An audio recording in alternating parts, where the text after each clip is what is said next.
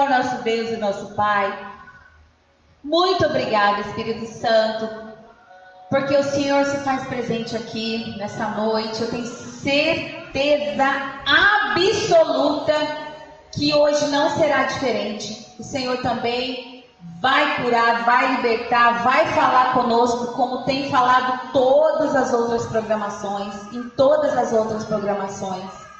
E nós oferecemos a Ti, Senhor Deus, a nossa vida, a adoração a Ti. Nós reconhecemos que o Senhor é o verdadeiro Deus, que nós precisamos de Ti. Pai, hoje estamos vivendo momentos que o dinheiro não tem mais o valor como tinha antes. Hoje as pessoas têm dinheiro e não podem nem gastar o dinheiro. Hoje as pessoas estão dando realmente valor à vida. E foi isso que o Senhor sempre nos ensinou, que a vida tem valor, que pessoas têm valor.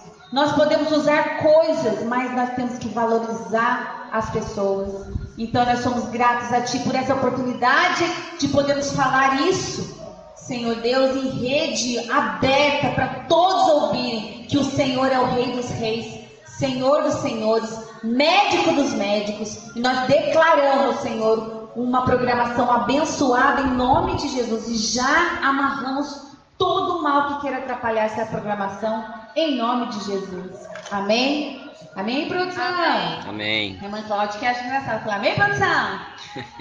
Vamos lá, então. Olha, irmãos, a gente, ser humano, é uma figura mesmo. A gente acostuma com as coisas. É quando tem alguma mudança, a gente já acha estranho, né? Eu deixei a minha Bíblia, que eu costumo andar com ela lá no sítio. Aí eu vim pra cá, deixei ela lá, aí eu peguei outra. Ai, meu Deus, como eu tô estranhando. Mas eu uso também essa aqui, mas é mais para estudo, né? Mas amém também. Então, olha, hoje eu vou pedir para deixar carregando, depois no finalzinho eu ligo de novo para poder dar os abraços que eu não dei, tá bom, irmãos? Tá bom. Tá bom, deixa eu ver se vocês responderam, tá bom, irmãos? Então, assim, olha, hoje eu quero falar com vocês acerca de um profeta, Jonas. Olha, Jonas, eu conheço muita gente parecida com Jonas nos dias de hoje, viu? Se eu conheço, pensa em alguns crentes cheios dos 9 horas, aqueles crentes assim que bicudo, aqueles crentes que, sabe, a gente aconselha, fala, vai lá, faz, às vezes até faz, mas assim com certo ranço da gente. E quem sabe você também lembrou de alguém que age dessa maneira. Mas o que eu acho bonito, gente, é maravilhoso isso, que mesmo Deus, sabendo das condições ou das limitações que Jonas tinha, ele não deixou de usar Jonas. Jonas era um profeta escolhido por Deus, era um profeta conhecido naquela época, muito conhecido, e mesmo ele fazendo os beicinhos dele, Deus era com ele.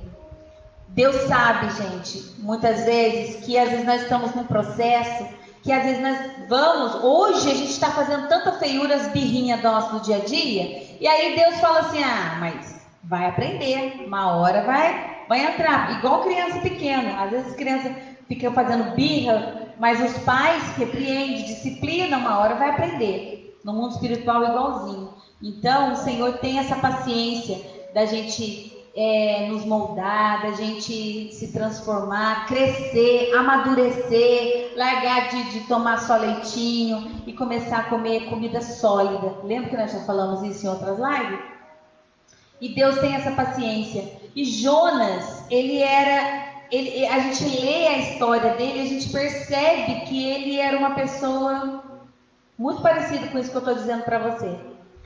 E nós já sabemos a história de Jonas. Sabemos que Deus o chamou para pregar a uma cidade chamada Nínive. Porque nessa cidade havia muita crueldade, as pessoas adoravam o Deus, tinha um Deus lá que era o Deus principal, que é um Deus peixe Dagon, sabe? Eles adoravam assim, eram todas as coisas do mar, eles eram muito idólatras.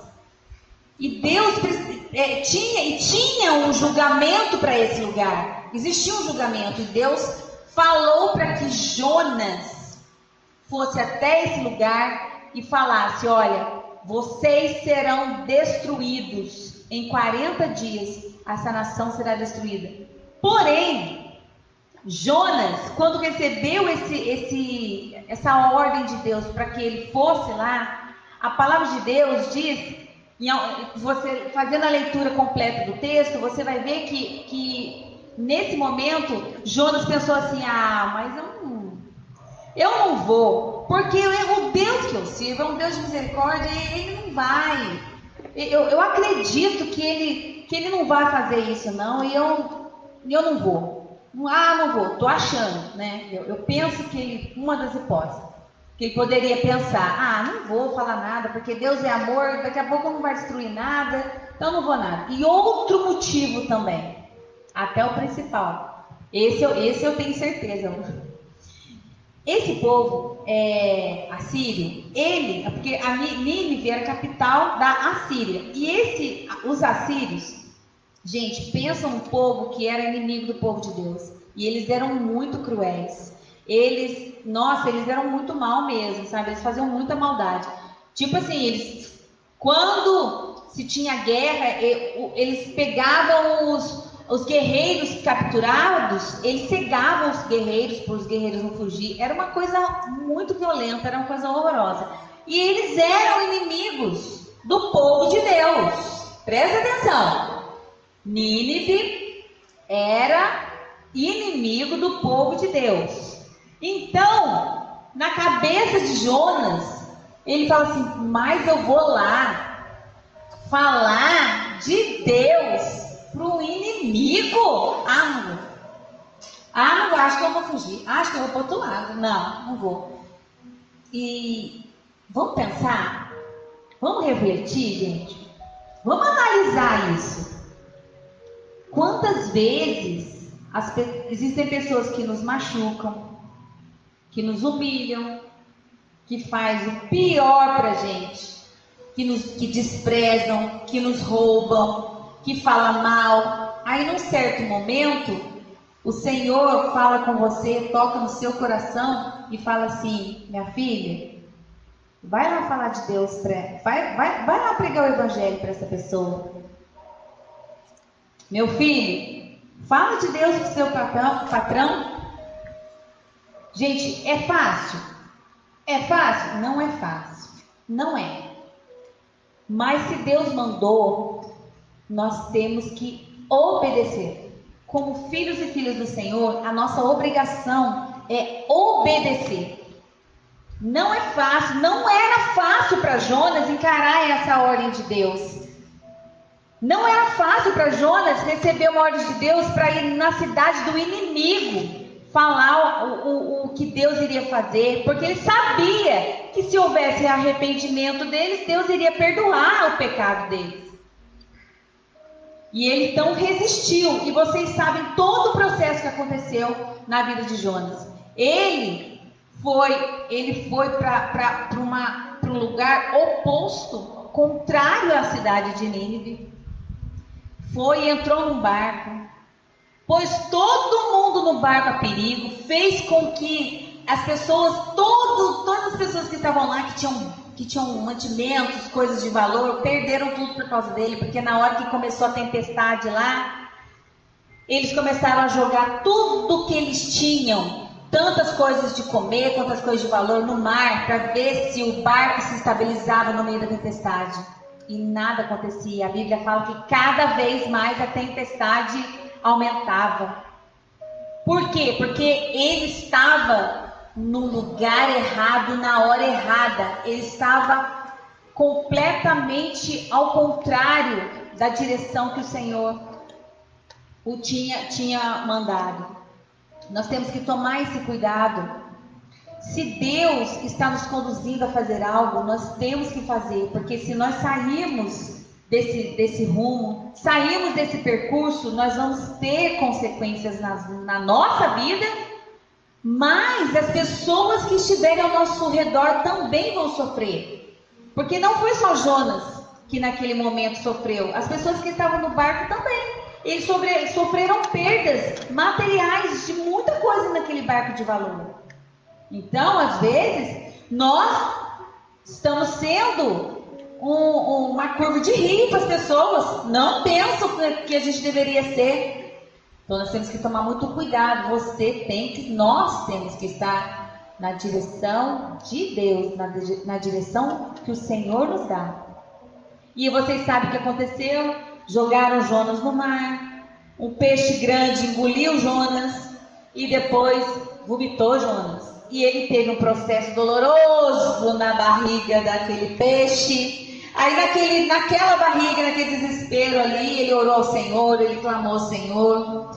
E vocês sabem da história. Mas o foco agora é chegar então em Nínive. Aí o Senhor fala no capítulo 3, diz assim, Jonas, livro de Jonas, capítulo 3. Tem Jonas na Bíblia, viu, gente? Pelo amor de Deus, é um livro da Bíblia. É curtinho, mas Jonas, que cara? É curtinho, mas tem. É curtinho, mas tem. Então, Jonas, capítulo 3, diz assim, veio a palavra do Senhor segunda vez a Jonas. Oh, Mar, que maravilha isso.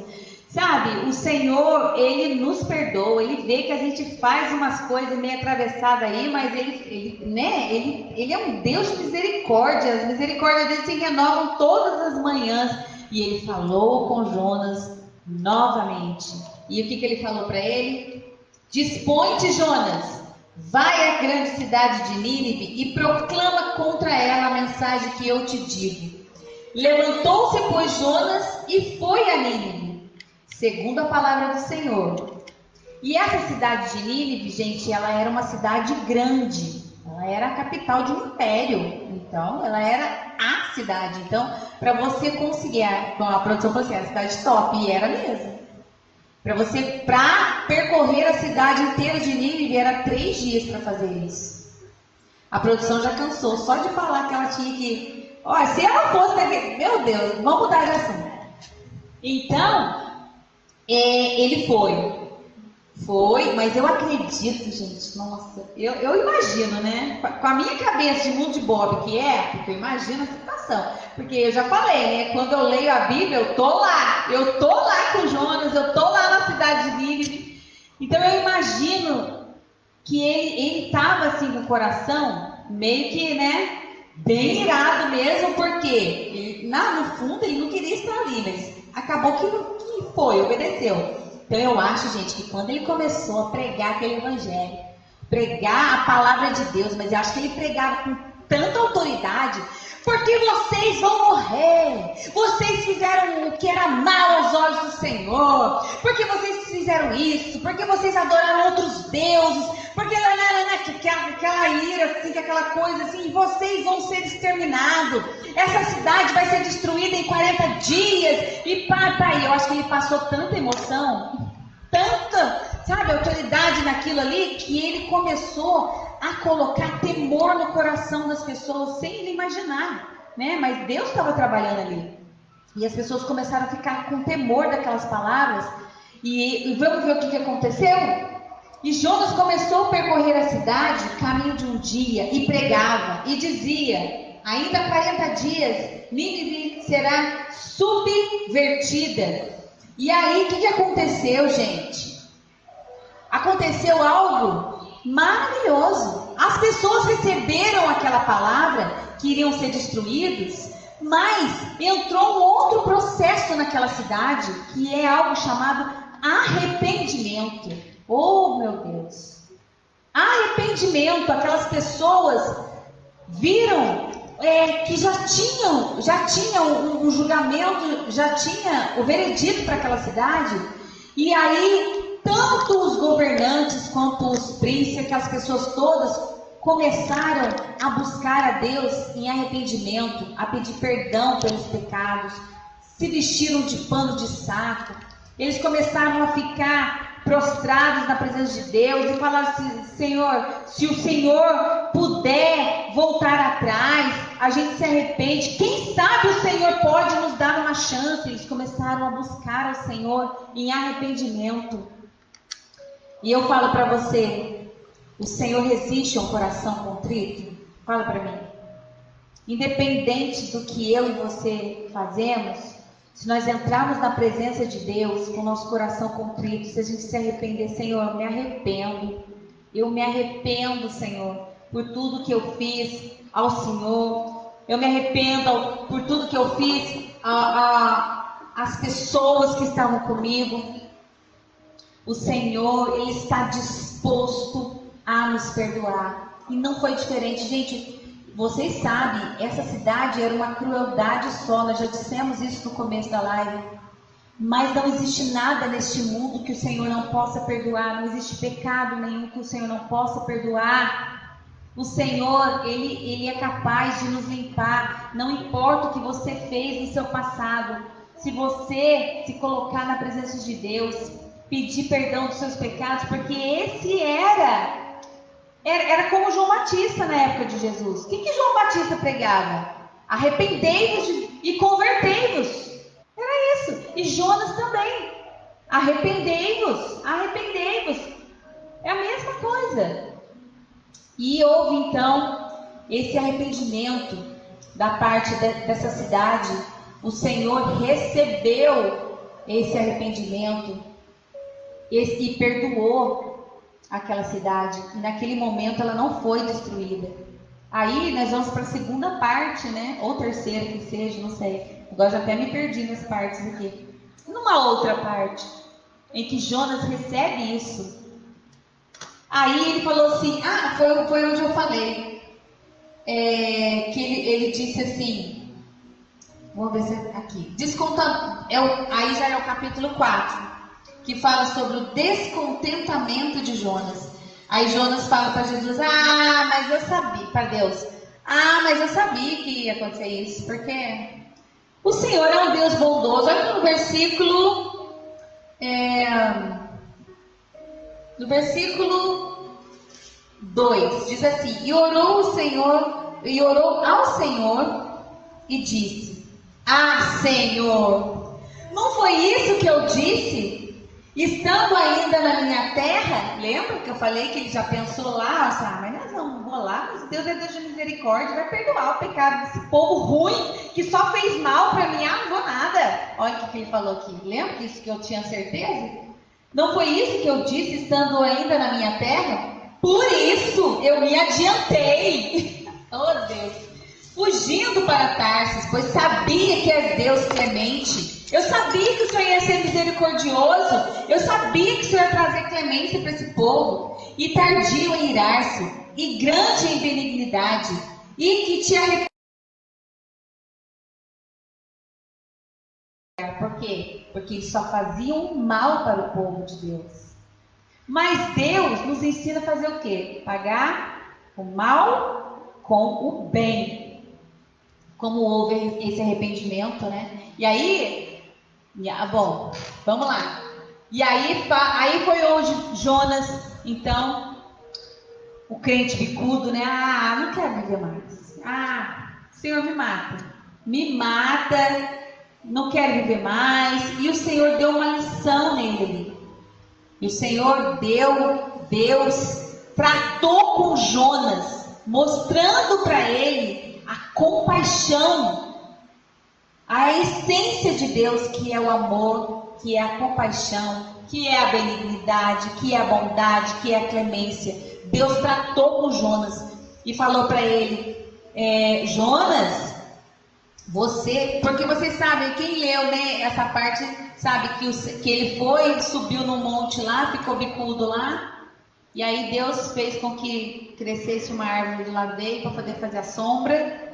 Aí ficou bem confortável na sombra, né? Aí depois Deus mandou um verme para comer a raizinha assim da planta, para a planta morrer. E na mesma hora Deus mandou um vento quente que incomodou a cabeça dele, esquentou muito a cabeça dele. E ele novamente falou, mas não acredito, que eu morra.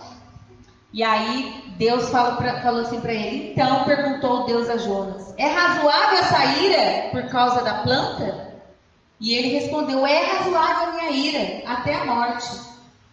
Tornou o Senhor: tens compaixão da planta que não te custou trabalho, a qual não fizeste crescer, que numa noite nasceu e numa noite pereceu. E não hei de eu ter compaixão da grande cidade de Nínive, em que há mais de 120.000 pessoas que não sabem discernir o que tem na mão direita e na mão esquerda? Às vezes, nós damos muita importância para coisas que não têm importância. E deixamos pessoas padecerem por causa do nosso orgulho, por causa da nossa vaidade. Se Deus está te usando para falar com aquele que te machuca, com aquele que te feriu, fale. Fale, não, porque... E não se entristeça se Deus começar a exaltar essa pessoa. Como aconteceu aqui, houve arrependimento daquela cidade e Jonas ficou irado, porque o Senhor não iria mais destruir aquela cidade. Quantas vezes a gente fala de Jesus para uma pessoa que muitas vezes nos magoou, aí no decorrer daquele tempo você vê a transformação na vida daquela pessoa, aí quando você vê aquela pessoa está crescendo espiritualmente, materialmente, emocionalmente, está bem na vida, aí você começa a analisar a pessoa e fala assim: nossa, mas puxa vida, mas aquela pessoa fez tanto mal para mim e ela está muito melhor que eu. Começa a fazer comparação. Gente, repreende isso em nome de Jesus. Nós não somos juízes de nada, nós não fomos chamados para ser juiz de ninguém. Nós somos chamados para servir e não para ser servido. Nós fomos chamados para pregar libertação, nós fomos chamados para pregar cura. O tratar de Deus é individual com cada um de nós. Então, essa é a palavra que o Senhor colocou no meu coração nessa noite. Que a gente possa, mesmo sem entender a vontade de Deus, fazer a vontade de Deus. Mesmo assim, Senhor, eu não estou entendendo por que o Senhor me coloca no meio dessas cobras. Que, pessoas aqui que querem comer vivo. Você não precisa entender, você tem que obedecer. Se Deus está te colocando em lugares para você ser luz, seja luz. Não se contamine com eles. Não deixe que o seu eu te contamine, com as suas vontades te contamine. Seja um diferencial onde quer que você esteja. Seja um homem e uma mulher de Deus do seu jeitinho. Do seu jeitinho. Não precisa ser igual a ninguém. O Senhor é tão lindo, Ele fez a gente cada um do seu jeitinho. Tem uns que falam muito, tem uns que não falam quase nada. A produção aqui tem um que não fala quase nada, mas ele faz. Ele não fala, mas quando você pensa, ele já fez o negócio aqui. Eu já não sou, eu mais falo do que faço. Não, mentira, também não, né? Não, eu falo um pouquinho só. Então, cada um de nós é de um jeito, graças a Deus. Tem gente que tem dom de fazer visita.